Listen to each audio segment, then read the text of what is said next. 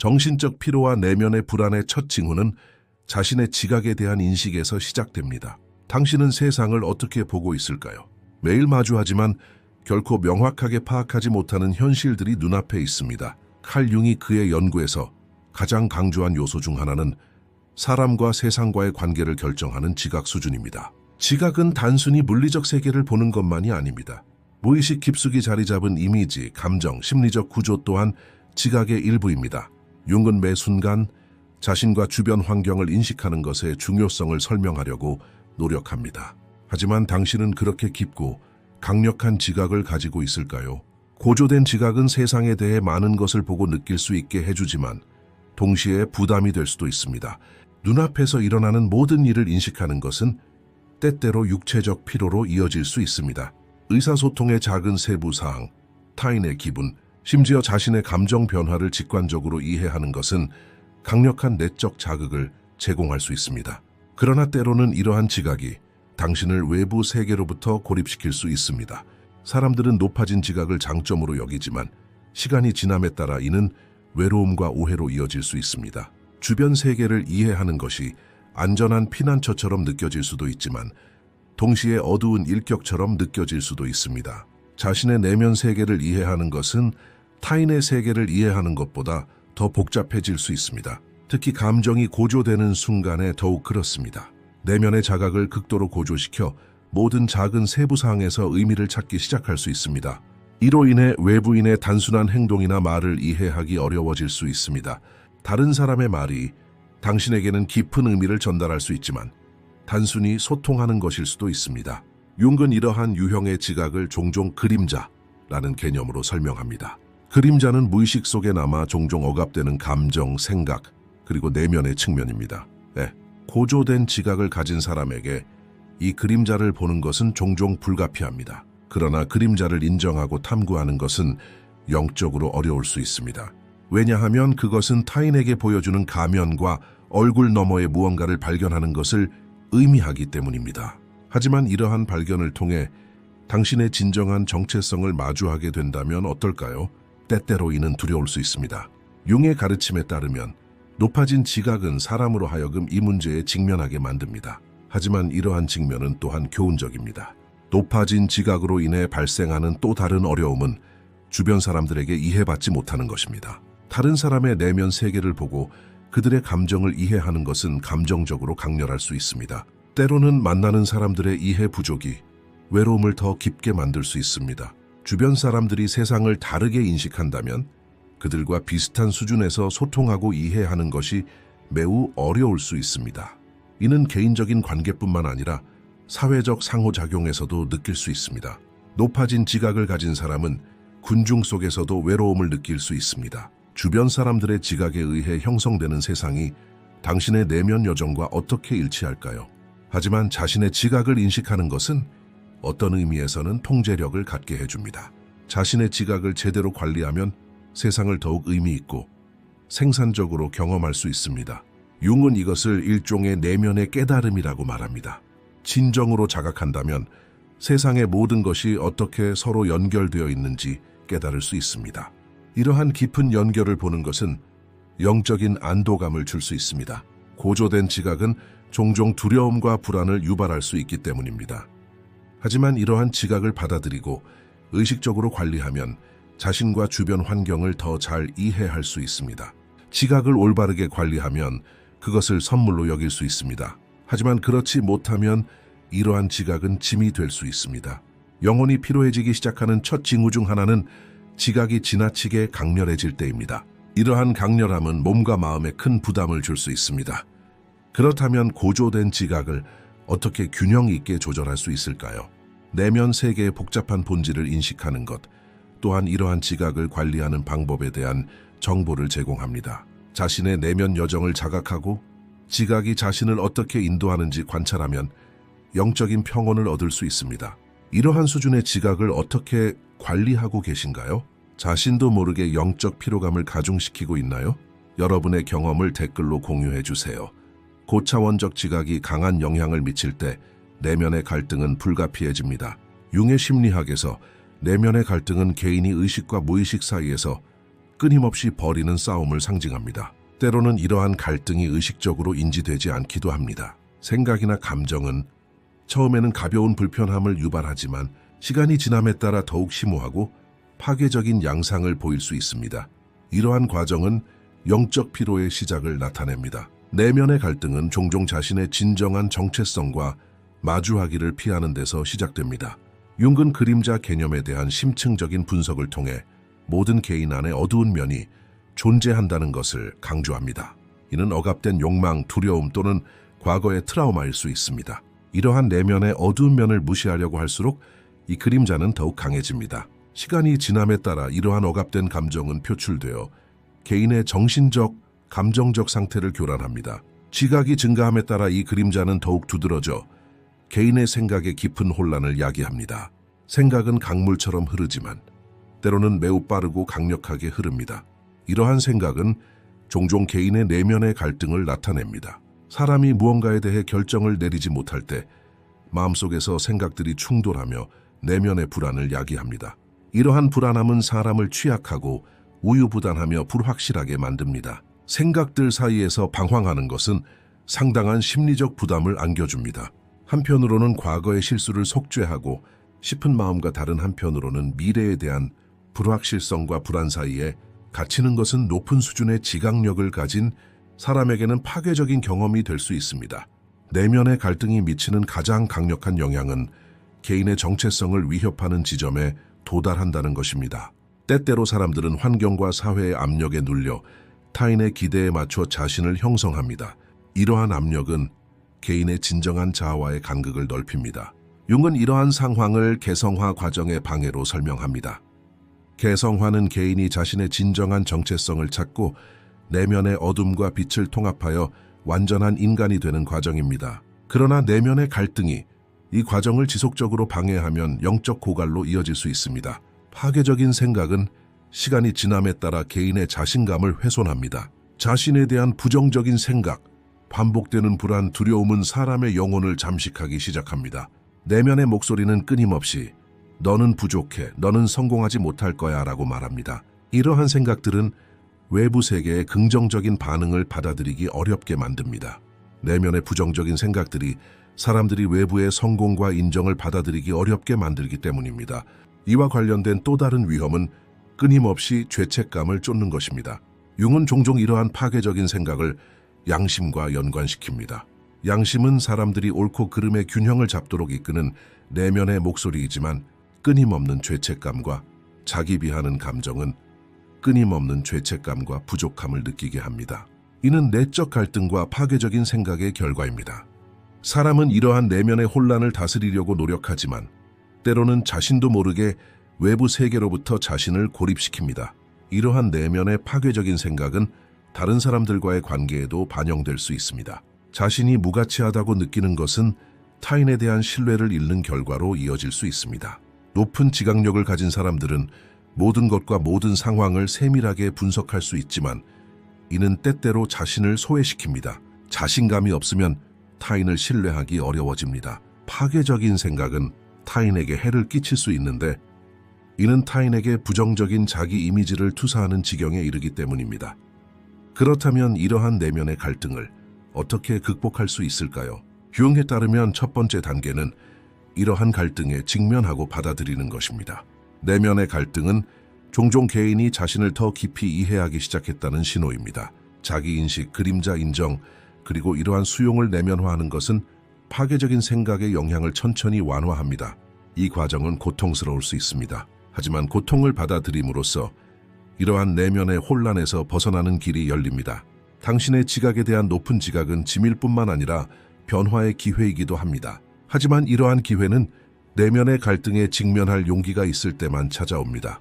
그렇지 않으면 이러한 갈등은 눈덩이처럼 불어나 당신의 영적 안녕을 위협합니다. 고조된 지각은 외부 세계를 이해하는 창을 열어주지만 동시에 내면 세계 안에서 깊은 고독감을 느끼게 할 수도 있습니다. 융은 인간이 개인적이면서도 사회적인 존재라는 점을 강조하며 고독이 인간 존재의 일부라고 주장합니다. 그러나 이러한 고독은 내적 고독과 사회적 고독이라는 두 가지 뚜렷한 방식으로 나타날 수 있습니다. 두 가지 모두 고조된 지각과 자각을 가진 사람들에게서 더욱 두드러집니다. 이러한 사람들은 주변 세계를 너무나 깊이 분석하여 외부 세계와의 단절감을 느끼는 경우가 많습니다. 사회적 고독은 실제로 사회와의 유대감이 약화되면서 발생합니다. 타인에 대한 신뢰 부족, 사회적 관계에서의 피상적인 연결, 그리고 더 깊은 의미에 대한 추구는 사회적 관계의 축소로 이어질 수 있습니다. 고조된 지각을 가진 사람들은 타인의 생각, 의도, 감정을 예리하게 인지하지만 이러한 능력은 타인과 진정으로 소통하는 것을 방해합니다. 때때로 우리 주변 사람들은 피상적인 존재처럼 보입니다. 그들의 말, 행동, 감정은 피상적이고 덧없어 보입니다. 이해와 연결에 대한 깊은 갈망이 있습니다. 하지만 주변 사람들이나 친구들이 이러한 고조된 인식에 화답하지 못하면 내면의 외로움을 경험하기 시작합니다. 융의 가장 중요한 개념 중 하나는 집단 무의식입니다. 이 개념은 사람들이 공유된 무의식과 집단적 유대감을 가지고 있다고 믿습니다. 그러나 고조된 인식을 가진 사람들은 이러한 집단적 유대감에서 소외감을 느낄 수 있습니다. 그들은 세상을 깊이 있게 바라보고 다른 사람들이 경험하는 피상적인 현실에 만족하지 못합니다. 동시에 이러한 인식은 사회적 규범 및 가치와 충돌할 수 있습니다. 사회의 일반적인 인식 및 습관과 다른 관점을 갖는 것은 외로움을 유발할 수 있습니다. 이러한 소외감은 타인뿐만 아니라 때로는 자신과의 연결조차 어렵게 만듭니다. 마치 내면적으로 다른 세상에 살고 있는 것처럼 느끼고 주변 사람들과 진정으로 소통하기 위해 고군분투합니다. 사회적 고립은 이러한 외로움의 또 다른 차원입니다. 고립은 단순히 타인과의 물리적 거리뿐만 아니라 감정적, 정신적 거리감을 만들어냅니다. 사람은 군중 속에서뿐만 아니라 혼자 있을 때도 이러한 외로움을 느낄 수 있습니다. 내면 세계의 혼란은 외부 세계의 단순하고 평범한 것들을 이해하기 어렵게 만듭니다. 다른 사람들의 생각, 행동, 감정을 너무 깊이 느껴 모든 것이 무의미하고 덧없다고 생각합니다. 이러한 유형의 인식은 더 깊은 성찰을 촉진하는 동시에 외로움을 유발할 수도 있습니다. 고조된 인식은 타인의 세계로부터 소외감을 심화시킵니다. 그러나 사회적 고립은 방어 기제가 될 수도 있습니다. 고조된 인식을 가진 사람들은 주변 환경에서 끊임없이 발생하는 자극과 에너지에 지칠 수 있습니다. 고조된 인식은 타인의 생각과 기분을 인지할 수 있게 해주지만 동시에 부담이 될 수도 있습니다. 사람들은 자신의 내면 세계를 타인에게 투사함으로써 이러한 부담에서 벗어나려 합니다. 하지만 타인이 자신의 내면 세계를 이해하고 가치 있게 여기지 않는 세상에서 사는 것은 영적으로 고립될 수 있습니다. 내면 세계로의 여정을 시작하는 사람은 때때로 외부 세계와 타인을 단순한 관찰자로만 바라보기 때문에 그들과 진정으로 소통하는 데 어려움을 겪습니다. 타인의 감정과 생각을 끊임없이 직감하는 것은 감정적으로 지치게 할 수 있습니다. 이러한 피로는 외로움을 더욱 깊게 만듭니다. 사회적 고립과 고립은 개인의 내면에 더욱 깊은 공허함을 만들어낼 수 있습니다. 하지만 이러한 공허함은 또한 변화의 기회가 될 수 있습니다. 외로움은 외부 세계와 단절되고 자신을 더욱 깊이 탐구하는 도구가 될 수 있습니다. 융의 가르침에 따르면 외로움은 자아 발견의 여정에서 중요한 단계입니다. 하지만 장기간의 사회적 고립은 내면에서 길을 잃게 만들 수 있습니다. 이러한 상황에서 개인은 자신에게로 돌아가 자신의 그림자를 받아들이고 내면의 갈등을 해결해야 합니다. 외로움은 위협이 아니라 내면의 변화의 시작으로 여겨져야 합니다. 정체성은 사람이 자신을 이해하고 세상과의 관계를 형성하는 방식입니다. 그러나 정체성은 의식에서만 형성되는 것이 아니라 무의식의 깊은 곳에서도 형성됩니다. 칼 융은 인간의 영적 발달에서 그림자라는 개념에 상당한 중요성을 부여합니다. 그림자는 개인이 인지하지 못하고 억압되고 종종 부정되는 측면을 의미합니다. 이러한 억압된 측면은 외부 세계의 반영을 통해 드러납니다. 그림자에 직면함으로써 자신의 정체성을 더욱 깊이 이해하고 내면의 통합 과정에 진입할 수 있습니다. 그러나 이러한 측면이 항상 쉬운 것은 아닙니다. 그림자는 우리 의식의 가장 어두운 부분이며 이에 접촉하는 것은 일종의 정체성 해체로 이어질 수 있습니다. 윤게 따르면 그림자를 거부하거나 무시하는 것은 자신의 정체성을 확립하는 과정을 방해합니다.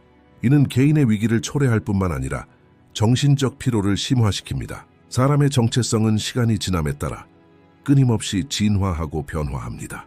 융은 정체성 해체를 개성화 과정의 일부로 봅니다. 개성화는 자신 내부의 서로 다른 부분들, 즉 어둠과 빛이라는 측면을 통합하여 완전한 자아를 이루는 과정입니다. 그러나 이러한 통합은 그림자에 맞서지 않고서는 이루어질 수 없습니다. 그림자는 사회나 개인에게 종종 용납되지 않는 억압된 특성입니다. 두려움, 분노, 질투와 같은 부정적인 감정이 이러한 그림자를 만들어내는 경우가 많습니다. 그러나 이러한 감정들을 올바르게 다루면 사람을 더 강하고 의식적으로 만들 수 있습니다. 그렇지 않으면 이러한 억압이 사람의 내적 갈등을 악화시키고 정체성 위기를 초래할 수 있습니다. 정체성 해리는 자신을 재발견하고 그 과정에서 자신의 정체성을 재구성하는 과정입니다. 높은 수준의 지각을 가진 사람들은 외부 세계의 불일치를 더 쉽게 감지할 수 있기 때문에 정체성 위기를 더 깊이 느낍니다. 내적 해리가 시작되면 외부 세계의 관계 또한 그에 따라 약화되기 시작합니다. 그림자에 맞서는 것은 자신을 재건하는 복잡한 과정입니다. 융은 그림자를 억압하기보다는 수용할 것을 주장합니다. 그림자를 받아들이는 것은 자신의 모든 면을 인식하고 그것과 화해하는 것을 의미합니다. 하지만 이러한 평화는 쉽게 얻을 수 없습니다. 그림자를 받아들이려면 내면의 어둠과 마주해야 하는데 이는 종종 고통스러운 과정입니다. 하지만 이 고통을 받아들이고 그림자의 영향을 이해하는 것은 개인의 영적 발달에 매우 중요한 부분입니다. 한때 의식적인 생각에 의해서만 형성되었던 정체성은 이제 무의식의 깊은 곳에서 드러나는 완성의 과정에 들어갑니다. 사람이 내면의 어둠과 빛과 하나가 될 때 진정한 정체성을 발견하게 됩니다. 정체성의 해체는 또한 해방의 과정입니다. 그림자를 받아들이고 의식과 통합할 때 더 자유로운 정체성을 발달시킵니다. 하지만 이러한 해방은 종종 분리의 과정을 요구합니다. 한때 믿고 받아들였던 정체성, 오래된 신념과 사회적 강요로부터 분리되는 것은 어려울 수 있습니다. 이러한 분리는 한때 자신을 인도했던 정체성이 더 이상 자신에게 속하지 않기 때문에 외로움을 느끼게 할 수 있습니다. 이 과정에서 외로움은 피할 수 없습니다. 그러나 외로움은 사람을 외부 세계뿐만 아니라 내면 세계로부터도 고립시킬 수 있습니다. 지각이 높은 사람은 자신의 내면 과정을 더욱 깊이 인식하기 때문에 이 시점에서 가장 깊은 외로움을 경험할 수 있으며 이는 고립감을 유발할 수 있습니다. 그러나 그림자에 맞서는 것은 해방의 기회이기도 합니다. 융의 가르침에 따르면 그림자와의 결합은 사람을 더 강하게 만들 뿐만 아니라 더욱 의식적인 존재로 만듭니다. 사람이 자신의 내면에 있는 모든 감정적, 정신적 부분을 받아들일 때 그의 정체성은 완전히 통합됩니다. 이러한 통합 과정은 사람의 영적, 심리적 건강을 증진시킵니다. 정체성 해체는 파괴가 아니라 재탄생의 시작입니다. 개성화는 때때로 사람에게 복잡하고 고통스러운 여정이 될 수 있지만 결국에는 더 진실되고 자유롭고 강한 정체성이 형성됩니다. 정체성 해체는 영적 진화의 필수적인 과정이며 이 과정에서 그림자를 받아들이는 것은 사람을 자신과 외부 세계 모두와 화해하게 합니다.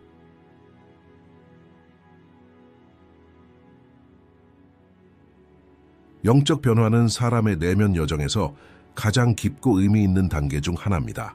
이 과정은 개인적인 변화뿐만 아니라 실존적 의미를 찾는 가장 깊은 층위까지 탐구하는 것을 요구합니다. 칼 융에 따르면 이러한 변화의 토대는 개성화 과정에 있습니다.